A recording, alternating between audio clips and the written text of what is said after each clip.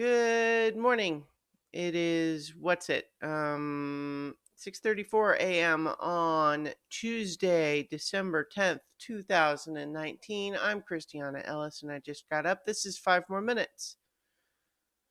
So, I was a good girl yesterday and went to the gym after work and then also went to bed on time, and I'm rewarded this morning by feeling sore and extra tired.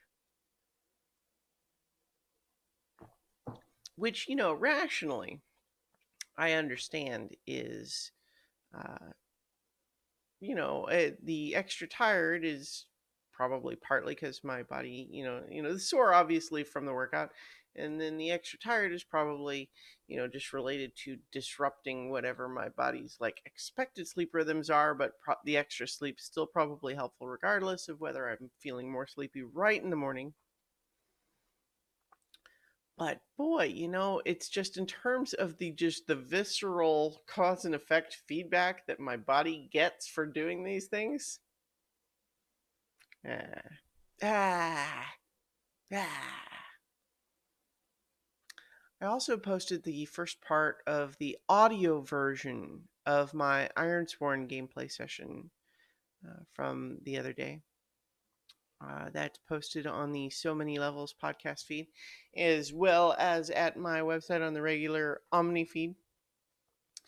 As I was putting it together, though, I mean, I don't regret doing it at all, and I'm not planning really to change anything. But I've one thing I've been thinking about a little bit lately is whether or not my current creative approach is the best one, namely, kind of just do whatever I feel like at any given moment, as opposed to is the concern being doing too many different avenues instead of focusing more coherently on a smaller subset of that. And I don't know. I mean, I haven't, it's something I've wondered about for a while. Would my creative energies be better spent focusing more specifically on a couple of avenues instead of what I currently do, which is to just kind of do lots of different things? And I don't know. I'm not sure what the answer is to that, but I think about it sometimes.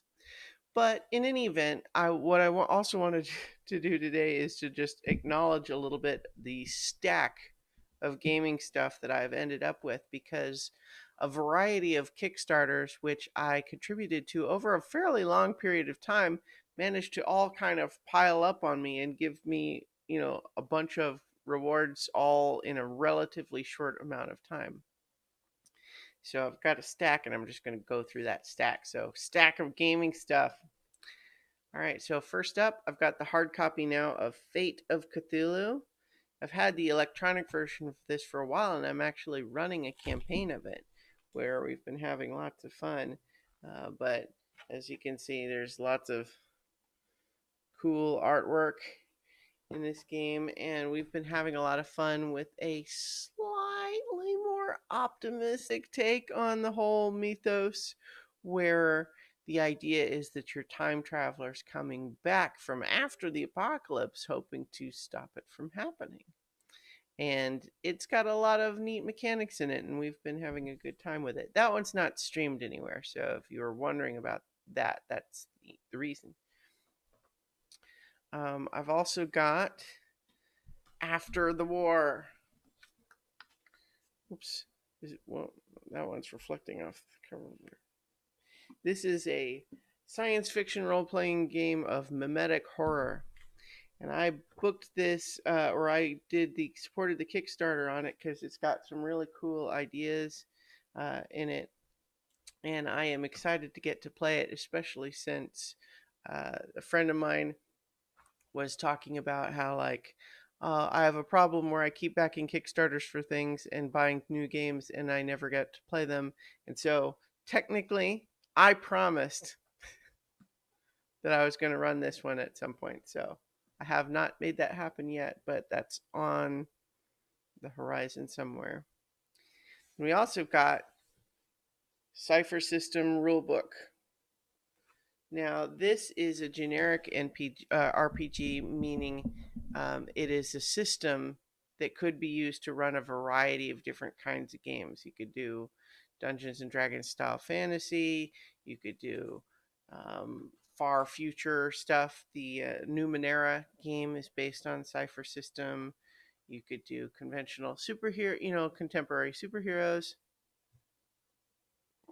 You could do like any kind of setting with it, and it has some really cool ideas in it. And I've actually played in a Cipher campaign that went on for a while, and it's a pretty robust system. I haven't really had a chance to dig into this book yet, but because this is a new edition of the Cipher system. It's the system I believe is not dramatically changed, but this is a new book of it. Now, as part of that same Kickstarter, I got The Stars Are Fire, which is an adventure to science fiction, galaxy spanning space opera, near future hard sci-fi, everything in between. And this book adds creatures, rules, character options, loads and loads of gear, and other tools optimized for a science fiction campaign. Part of that same Kickstarter where I got the Cipher book. Then there's also this, which it's just like a little pamphlet, but basically what it is it's like a quick start for running a game in the Cipher system, where whereas the big book has like a whole bunch of different character options, this one pares it down a little bit and says, without having to flip through that whole book, here's some basic character archetypes and how you would set those characters up, and here's how you get moving quickly. And so that's kind of a neat idea, although honestly I was a little bit surprised that it's very thin. Like, it was all part of a same package, so I'm not like feeling disappointed or anything. I just sort of, I guess my assumption without knowing what was going to be in it was that it was a more substantial thing, but it's still a neat idea. And then last but not least in this little stack, certainly have other games not in this stack, but this is the recent ones. This is the Alien RPG, which has a lot of really neat mechanics in it.